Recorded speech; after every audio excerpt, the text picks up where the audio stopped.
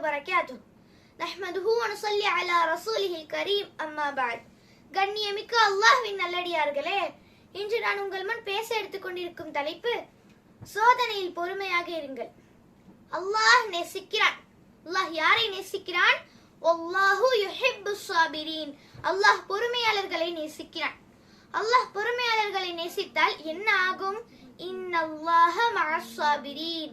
அல்லாஹ் பொறுமையாளர்களோடு தான் இருக்கிறான். அல்லாஹ் பொறுமையாளர்களோடு இருந்தால் என்ன பயம்?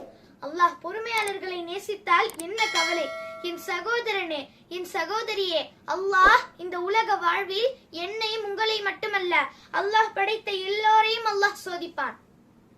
ஒலனபுலுவன்னக்கும், படைப்பினங்களை படைக்கும் போதே சொன்ன செய்தி இது. நிச்சயமாக நான் சோதிப்பேன். செல்வத்தை எடுத்து சோதிப்பேன், உயிர்களை பறித்து சோதிப்பேன், உடைமைகளை எடுத்து சோதிப்பேன், பசியை கொடுத்து சோதிப்பேன். இப்படி எல்லா வழிகளிலும் நான் சோதிப்பேன். ஆனால் பொறுமையாளர்களுக்கு சொல்லுங்கள் ஒரு செய்தி என்று அல்லாஹ் சொல்லவில்லை. வபஷ்ஷிரி ஸாபிரீன், பொறுமையாளர்களுக்கு நற்செய்தி நபியே சொல்லிவிடுங்கள். என்ன நற்செய்தி?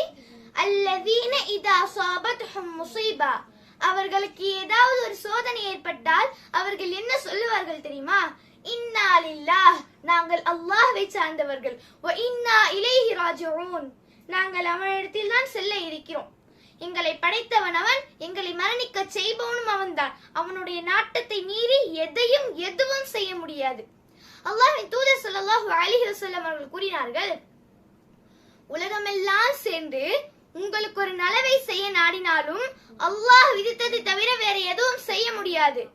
உலகமெல்லாம் சேர்ந்து உங்களுக்கு ஒரு தீயதை செய்ய நாடினாலும் அல்லாஹ் விதித்ததை தவிர வேற எதுவும் செய்ய முடியாது. புத்தகங்கள் மூடப்பட்டு விட்டது, பேனாக்கள் உயர்த்தப்பட்டு விட்டது. அல்லாஹ் விதித்ததுதான் எங்களுடைய வாழ்வில் நடக்கும். அவன்தான் இந்த சோதனைகளை கொடுத்தான், அவனே இதை நீக்குவான் என்ற பொறுமையை கடைபிடிப்பவர்கள், அந்த பொறுமையை கடைபிடிப்பவர்களோடு தான் அல்லாஹ் இருக்கிறான்.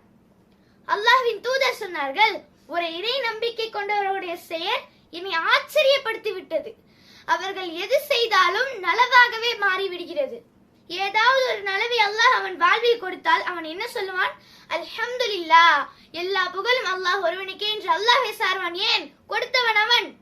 ஏதாவது ஒரு சோதனை கொடுத்தால், சிரமத்தை கொடுத்தால், கொடுத்ததை அல்லாஹ் எடுத்தால், ஒரு சுகத்தை கொடுத்து அல்லாஹ் எடுத்தால், ஒரு கண்ணியத்தை கொடுத்து அல்லாஹ் எடுத்தால், ஒரு உறவை கொடுத்து அல்லாஹ் எடுத்தால், ஒரு வாழ்வை கொடுத்து அல்லாஹ் எடுத்தால் அவன் பொறுமையோடு தான் இருப்பான். அதுவும் அவனுக்கு நலவாகவே அமைகிறது. அல்லாஹ்வின் தூதர் சொன்னார்கள், சோதிக்கப்படுவான், சிரமப்படுத்தப்படுவான். நாம ஒரு முடிவு எடுப்போம், அது நடக்காது. ஏதோ ஒரு முடிவு நடக்கும். அது யாருடைய முடிவு? அல்லாஹ்வுடைய முடிவு. ஒரு மனிதன் முடிவெடுக்கிறான், அந்த மனிதனை படைத்த அல்லாஹ் ஒரு முடிவெடுக்கிறான். எது சிறந்தது என் சகோதரனே? எது சிறந்தது என் சகோதரியே?